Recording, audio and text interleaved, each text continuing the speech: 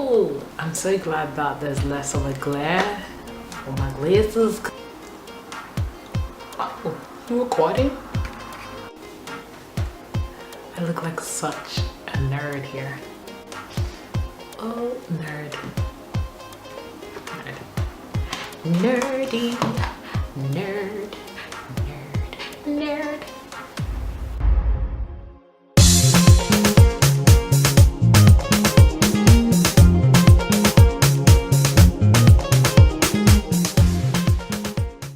Hey guys, welcome back to my channel yet again.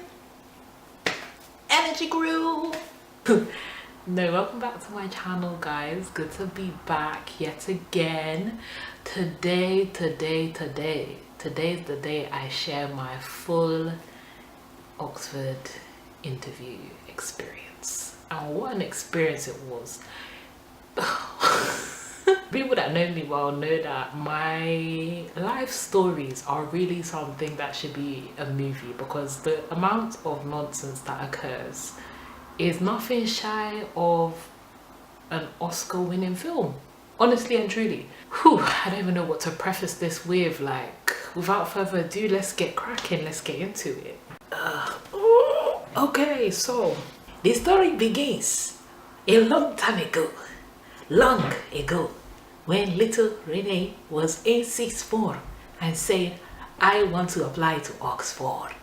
That's where it all started. That's where all the problems began. That's when all the wahala just came crashing. But yeah, no, it all started with when I decided to apply to Oxford. I did the history aptitude test, and you know, it was all going well. Like, I got an interview, and I was super excited. I was like, little Miss Me got an interview, what do you mean? I was excited, but I was super nervous because I just didn't know what to expect. And the prep that my school gave me, because I was the first person to go to Oxford from my school, it was kind of like a shot in the dark. Like what do we do? Like, I don't know what are we working with here? In terms of pre-interview, so the first issue that arose was me sending in a piece of work. So for Oxford, particularly for humanities subjects, it may be the case where you have to submit a piece of written work, and that would be discussed in one of the interviews that you do. So silly me, I submitted a piece of work that I had no interest in. It was the Tudors. I had just started studying the Tudors, so I didn't know jack about them. My teacher was like, oh, it's fine, I'll mark it, you can send it off. Instead of me to send something from my EPQ or from civil rights movement, which I had studied last year and really enjoyed and loved like speaking about, I went to go and, what did I even send, Sha? Something on the Tudors, on, what do you call it? Henry VIII, some rubbish, Pilgrimage of Grace for the people that are doing Tudors now. And it was just the beginning of A-levels. Bear that in mind, because that's going to be crucial later on in the story of my mess. So I've now sent in this essay. I'm preparing myself. I've got my luggage. I'm ready to go. And then on the Wednesday, I was supposed to arrive on Wednesday. I had to be there for 11. They didn't send like a schedule or anything like that. So I thought, oh, my interview's going to be at like 11 or something. So I need to be there on time. I'm like, cool, I'm gonna get the early train. Like, I'm gonna get the I think it was the 8 o'clock train, just to make sure that I'll be there on time. No problem, no nothing, no flip-flap, no nothing. Get to the train station now. Hi, your train has been delayed. There's severe delays. I said, severe who? Y'all better go find somebody to come drive me to Oxford or something, because I can't, like, at 8 o'clock. I was thinking, how can there be severe delays, Daddy? Oh, the train has been... Not even just severe delays, but my train was cancelled. So I now had to do going around all the houses and take a train to Reading and then a train from Reading to Oxford. It's like, oh, I don't want to do that. And I had to do that. So I get to Reading now. There's severe delays again. I'm on the phone to my mom. Mama, this ain't right. I was wilding out because it was like it was now getting on like 10 and I had to be there for 11. So I'm thinking I'm gonna be late. Plus I don't know the place like that. I've never been to Oxford before now. So I'm definitely gonna get lost. And it's even Keble College. So it's not even like I step off the train station and I step into Keble. It's like I step off the train station and I have to do wee for the fee just to go and find Keble now. And then back in the day, I was a small young year 12. What did I have? Like my phone wasn't even that popping. Google Maps, did I even have internet like that? So I'll even need to find Wi-Fi just to find my way around. So guys, how can I now? I'm at Reading, the train is not coming. I'm scouring, where is the train? Girl, gotta go, I got an interview and I can't be the late one, because I was like, I know that if I'm the late one, y'all see. So the train now comes. I know I'm definitely going to be late. It's like 10, so I arrive in Oxford for like 10:50. I have no idea where Keble is, so I know I'm definitely going to be late. I start running, literally I leave the train station and start running straight ahead. Like maybe if I go down, I'll be able to find a place that has Wi-Fi connection so I can find the instructions. Lo and behold, my misfortune multiplied, because my suitcase, because when you come for an Oxford interview, you stay over at the college. My suitcase now breaks, as in the thing to zip my suitcase broke and everything fell out. All of my clothes fell out. Everything fell out. Disgrace. So I did, when you're so agitated and pissed off that you can't even cry, like it's even funny to you. It's even funny because it's just like, how can such misfortune occur to one person? So yeah, so I'm there now. I can't like hold my suitcase properly. I have to hold my suitcase like this. So I'm walking and I'm wearing a long coat as well, so I must look like one useless individual just holding my suitcase like this, walking down the road. Come and find Starbucks, sit in Starbucks. Where's the directions to Keble? 11 minutes away. I said, yay, I'm gonna miss the interview. Like tears were forming in my eyes. I was thinking I had one job just to get here on time. What is the problem?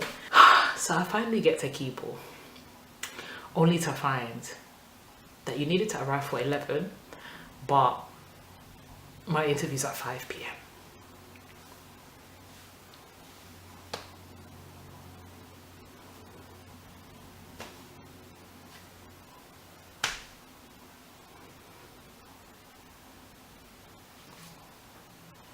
Excuse me, sir.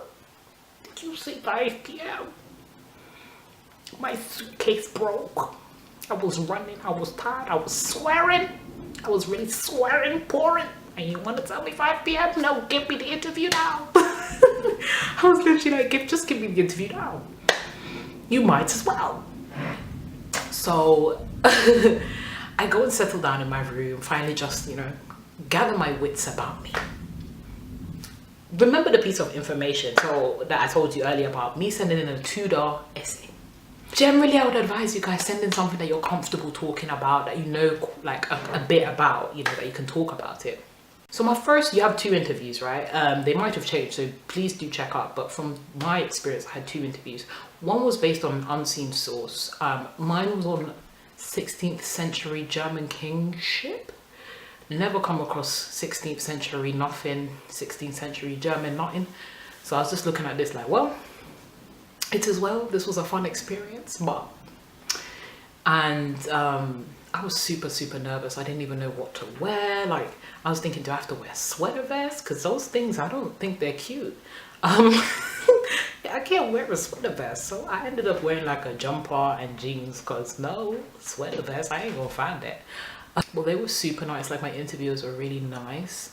My first interviewer was super sharp. Like she was on it. She was asking me questions and I was like, I don't know the answer to that.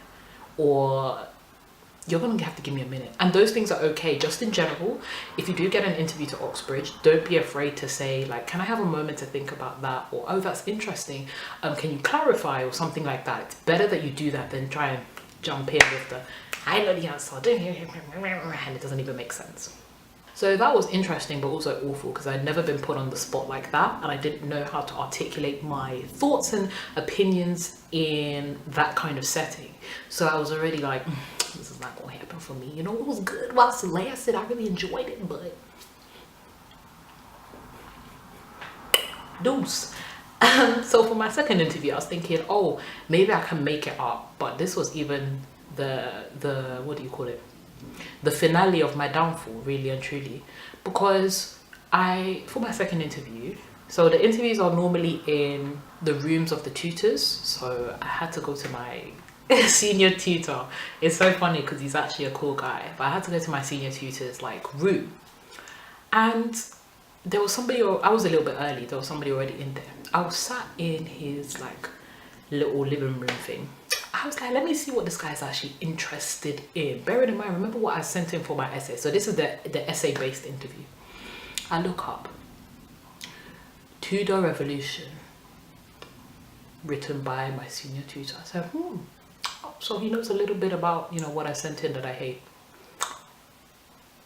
Elizabeth II, volume 3. Oh, by my senior tutor. So, okay, so this is really his thing. The Reformation, volume 56, written by my senior tutor. I said, oh, Jehovah Jireh, I'm in hot water. I'm in some serious hot water, because it seems that Tudor England is this man's life's work. And if this is what we're going to discuss in this interview today, I've messed up, because I don't know a damn thing about Tudor England. And not even that I don't know a thing, but I didn't bother to learn it then anyway. So in those moments, I was surrounded by this plethora of Tudor England, all of them telling me that you have made a grievous error. I said, you know what, it's okay. If I don't get in, I don't get in. I tried, I came, I conquered. Okay, maybe I didn't conquer, but I came. So the moment I looked down, the person before me has finished. He said, oh, you're Renee, right? Come on in. I said, oh, this is gonna be juicy, this is gonna be sweet. Oh, sweet. So I walk in, I sit down, perch in the chair. The thing about the chair is, this chair was low. It was as low as this. Hold on. This is like literally, I sat down and I just, hi, my name is Renee. Yeah, it was a low chair. So now I'm already, I think it was just like a representation of that entire experience, really. It was just me sinking into this nonsense. So I now go to this interview and it pops off. Like, also talk to me about like what you put in your essay. What do you think of and there's two of them in the interview. It's like, oh, what do you think of, oh, what did you think of, oh, but if you could check what?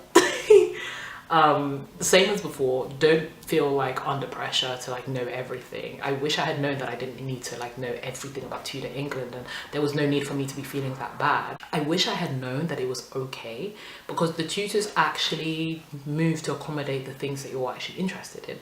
So whilst I wasn't comfortable talking about Tudor England, he talks about French Revolution, which I had mentioned on my personal statement, talked about civil rights, which I had also mentioned on my statement as well. Obviously I couldn't avoid Tudor England because I'd really sent in an entire essay on it, but it was very, you know, obvious from the interview that it wasn't like my specialty. It wasn't something that I could shine in. So don't feel like you're going to be put on the spot.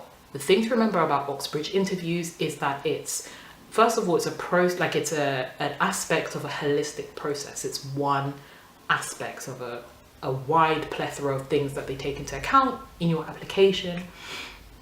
And it's really just a conversation. They want to see if they can teach you in that interview. It's not about putting you on the spot or knowing like a lot of things. They want to see if they can teach you, and they want to see the way that you think and whether the way that you think would help you to thrive in a place like Oxbridge. So it's really not about, I kind of know everything on the tutors, because if it was like a test of what you know on the tutors, bruh, I wouldn't be there. So yeah, I left that interview thinking that I had really muffled the thing. I said, you know. Thank y'all for having me. Oh, it's been a great experience. Actually, it's been a horrible experience. Well, I think it's been a horrible experience. I think it's been awful. To top it off, they have like this list of like people who could go home on that day, and then people who would stay back for either another interview or for a later interview. I was on like the list of people to go home. I said, well, I felt like I had been evicted from X Factor, like it was that deep. But even that didn't mean anything because I got a place. So yeah, that was my interview experience. I hope people enjoyed that.